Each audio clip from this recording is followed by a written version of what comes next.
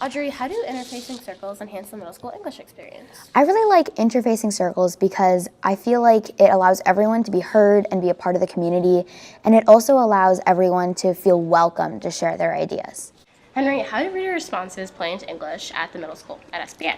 Writing readers' responses really help you gain an understanding of your book and the real meaning that the author is trying to convey in their words. Writers' workshops are kind of like chunks of times that we have in class to just kind of write, and it's quiet and you can focus, and I think it's a really good time to like write whatever you wanted to write.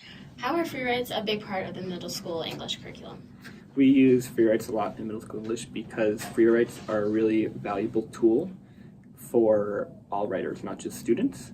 And so we want that to be a skill that people practice so that when you are writing throughout your life, you have that tool for overcoming writer's block and moving forward in the writing process when it's not easy.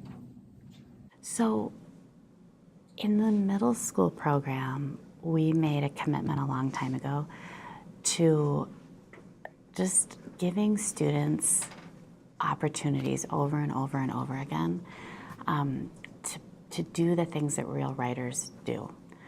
And so what used to happen and what often happens in school, writing for school, is that students sort of like produce this one piece at a time that is like almost like one draft with some minor revisions, and then they turn it into the teacher and they get a grade. What we found was that's not actually what we do when we write, and we wanted to give that feeling of like, oh, this piece isn't working anymore, I'm gonna put it aside and not work on that.